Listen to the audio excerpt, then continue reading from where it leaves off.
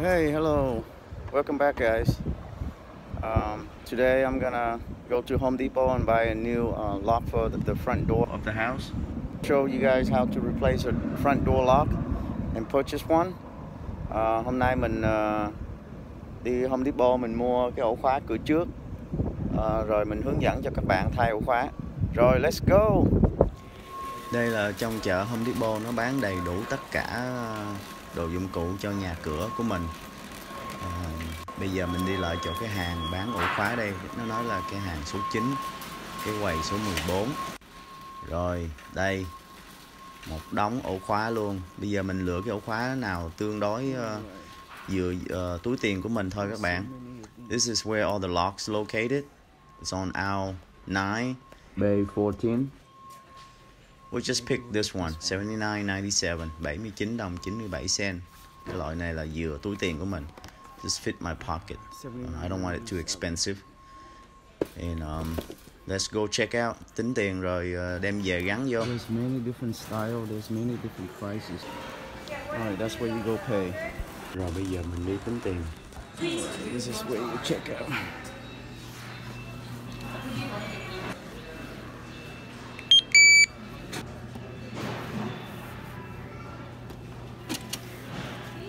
Here's how much it costs. Please take your change. Okay, I bought the new lock and show you guys how to replace the front door lock. Bây giờ mình mua ổ khóa cho Home Depot hồi nãy rồi.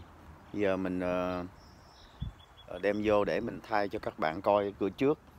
Alright, let's go. Alright, get the new lock out. Gotcha.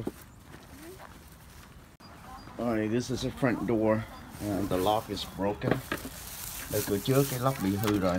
Bây giờ mua cái này về đặng mình thay. I'll replace it with the new lock. Show you guys how to do it. Old lock looks like this. Như vậy nè. Đó, nó gãy rồi. It's broken. So I'm gonna replace it with a new style. Alright, get the old lock out. Lấy cái khóa này ra.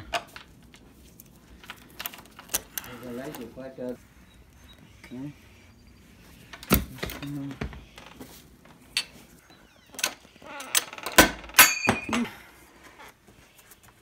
Cửa này sao bị gì? Paint? Đứng. Alright, let's open a new one. Mở cái khóa mới ra.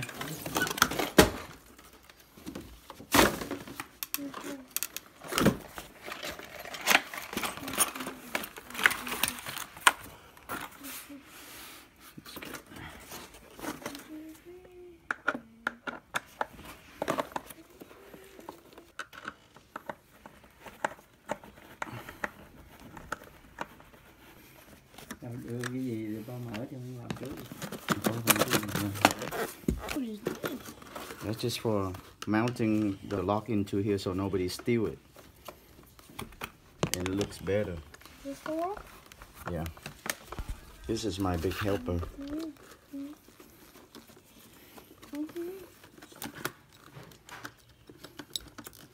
Nó gắn cái này vô để cho nó chân ở ngoài cái hộp cho nó đẹp, với nó làm vậy để đừng cho người ta ăn cắp á. Nên giờ mình phải mở lấy ra. Yeah, there's another top piece.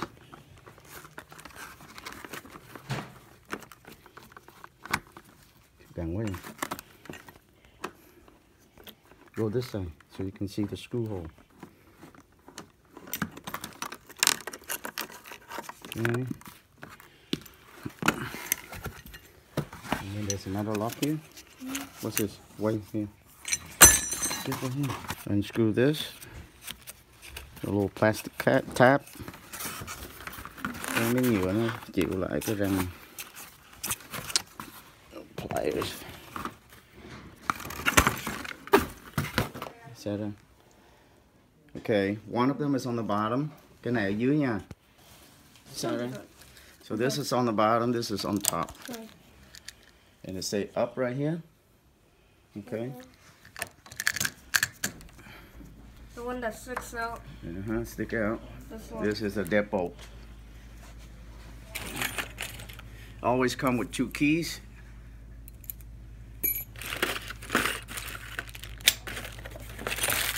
A bunch of screws. You just have to figure it out. You have to figure it out which one they belong to. Một đống ốc vít luôn các bạn, không biết dặn vô chỗ nào. These 4 little screws. Those are the one for these. Okay.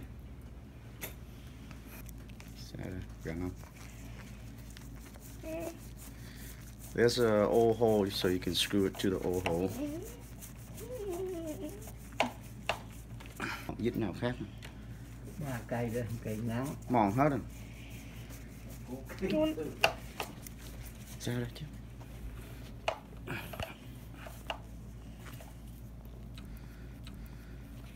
It's an old door, so it's not that perfect. So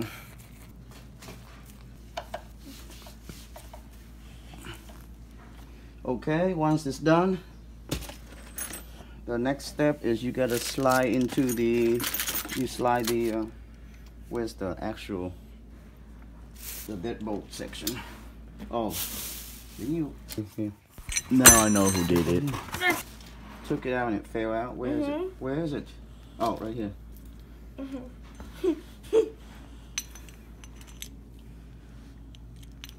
All right. Where's that one? Yeah, this is this right here, and then this is right here. You see? So, see the old one and the new one? Different style. Nó khác mẫu, nhưng mà cái mẫu này thấy đẹp không?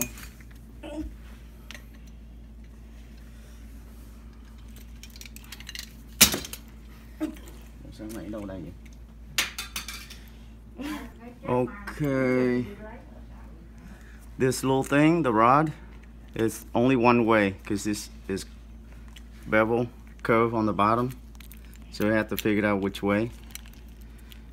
Giờ đút vô nó khác kiểu đó, xay nó.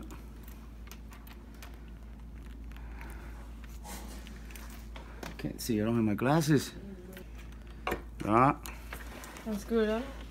Why does it look upside down to me? Don't worry. Oh, it is upside down. Look at that. Daddy did it wrong. Đó các bạn nhìn thấy rồi, giờ con chỉ bà làm. Right here. Okay. Now it's good. Then this one, the inside.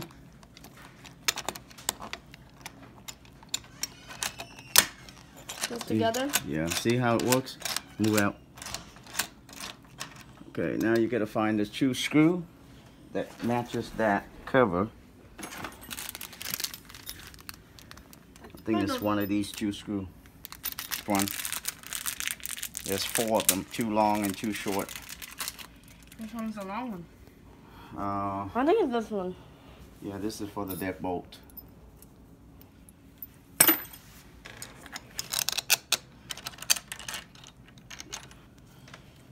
Those holes?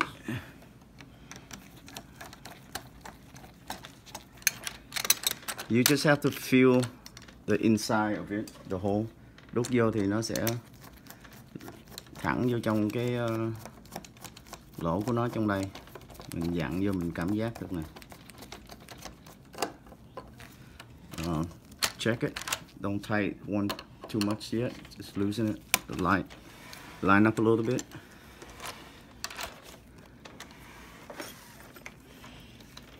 Yeah, wait there, Jack. What are you doing? Gần quá vậy. Dặn coi nó có kẹt không. Try it and see if it's stuck. It is stuck though. Is it? Yeah. Why? It's jammed.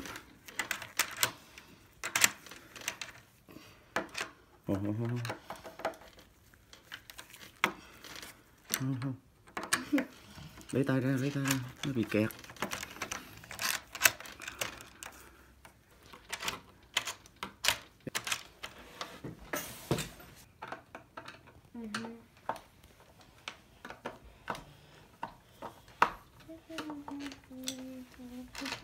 Okay, that's for the deadbolts. Now we're gonna try the key first.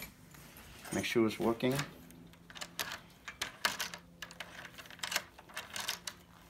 Okay, it's crooked, you see? It is crooked. Now make it straight. Cái thân mình ổ khóa ở ngoài nó bị xéo các bạn. Bây giờ mình mở vít ốc vít ra cho nó lỏng để mình chỉnh lại cho nó thẳng. Đó, nó bị xéo đó. Đó, bây giờ thẳng đó.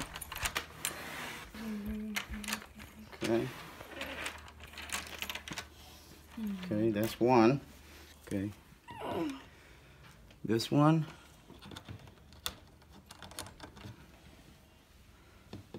Lines up. Sao nó không line up vậy ta? Wait, Jeff quay này sao ngược rồi?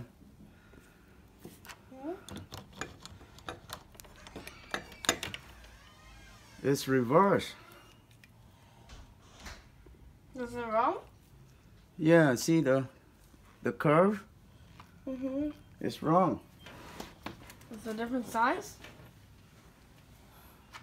Ủa sao nó gắn ngược hả? Not weighing. You see? They need to match up with that. It didn't go up. It might go up this way. Watch.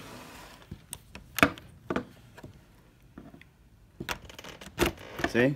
It's... Oh, cái này là inside.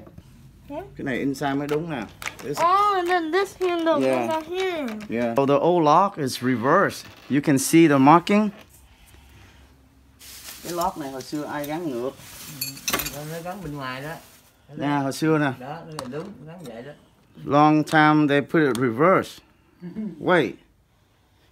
Oh. Còn cái ổ khóa cái đâu? Oh, hồi xưa nó không có cái lock.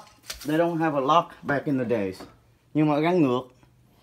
Cái này ở trong mới đúng. You see? Two different styles. This is inside. Nên cái này ở ngoài nè. Cái này cho nó đẹp ở trong nè, trong nhà mà. You see, Jeff? Okay. Now, put this in here and find the two short screw that left here. Wait, we need to put this. Uh-oh. Wait, where this thing goes? Fall out in here? Yeah. Này nãy nó rớt ra. Where it fell out. I gotta figure out where. Which one? Đừng nói cái trên nha. It might be the top piece. The top piece nó rớt ra rồi. Oh, from this one? Yeah. Okay, pause it.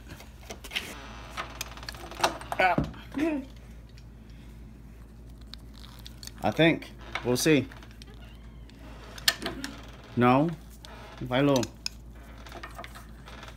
Maybe here. No, nó hở.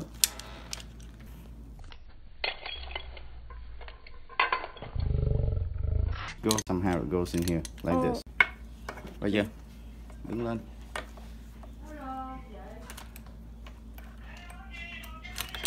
Alright, it goes like that. That's an extra protection, I guess. This piece. Hồi nãy làm rớt cái đó các bạn. Cái miếng nó để nó nằm ở phía mặt sau lưng đó để chịu lại. Okay. Cái đó để bảo vệ ăn trộm người ta cạy vô nó khó khăn đó. And then this one. Okay, the screw. Okay. Okay. Hey, give me the other piece. No, I can't. Yeah, it won't go in there. Don't worry.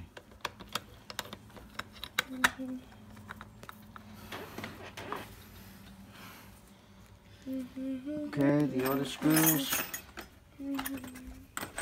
These screws. Yeah.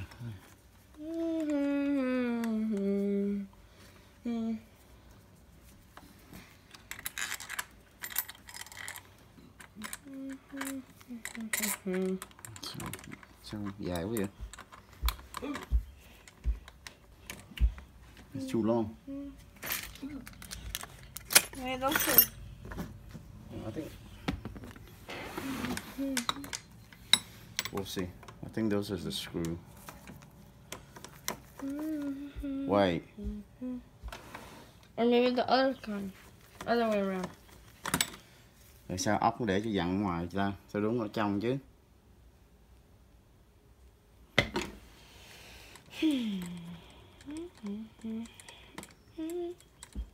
Or maybe... Nó dặn ngược rồi. Nó để ngược rồi. Should put it ngược. No, that's đúng rồi. Ok.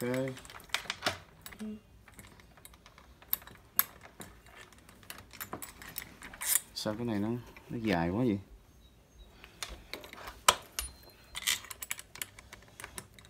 Well, why don't the screws outside? Yeah, that's strange. Because you can just take it off and then... Yeah, but this is not a lock.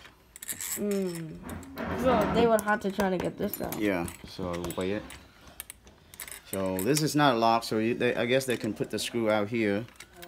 Oh, normally the screw is inside, so they're preventing people from unscrewing the door handle out. Oh, and then they can like... Đúng cái ốc vít này phải nằm ở trong. Or they can reach it, like they could take this out, reach your hand. Yeah. And then... No, they can put a flathead screwdriver and turn that thing, but still it's locked here on the deadbolt. So it doesn't matter. This doesn't have a lock, so it doesn't matter. Này không sao hết. Kiểu nó vậy rồi. It's a style.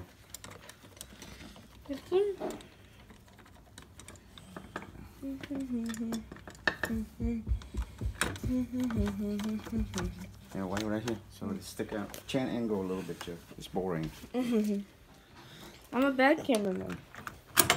So I don't know why this screw is so long. Or too long.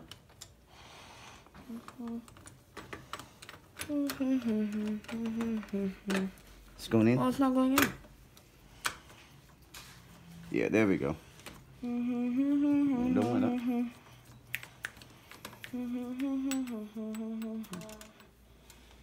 We'll ask for Quit Set, I guess. Is that the brand name? Quit Set. Lock company. Okay, thẳng nha các bạn. So it looks better. It's straight, line up. Oh, I have to line up? Yeah. Straight, right? Thẳng hả? Xếp, quay xếp.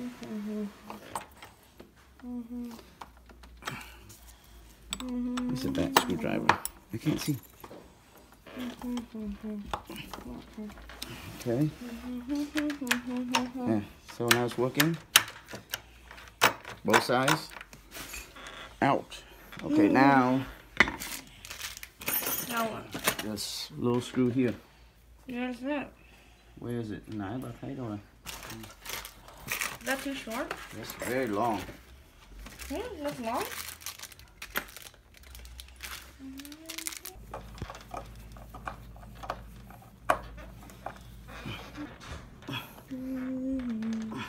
Okay, that's it. Alright, we try with the key, make sure. You see, it doesn't line up. Alright. Alright, it's locked with the deadbolt, but down here it's not. You see the gap? Cái hở này. Cái cửa nó không có sát. Alright, we try the inside.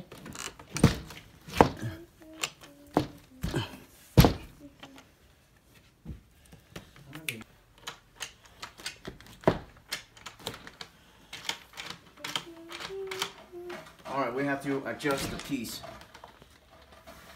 Cái này hư rồi. Xúc ốc luôn mà. The screw came off.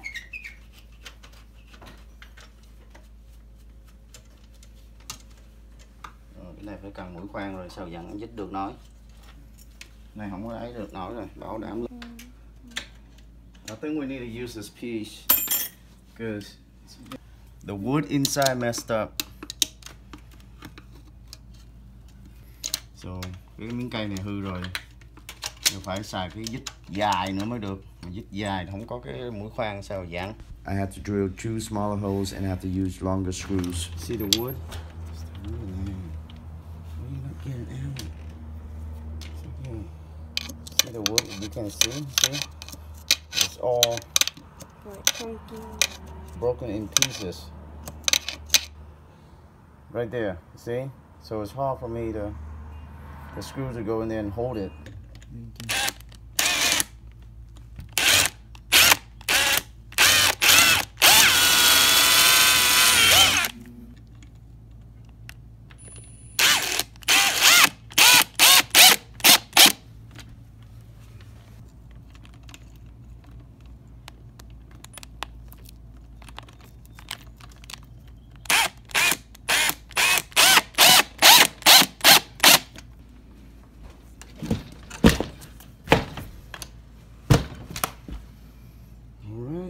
Look at that, so nice and tight.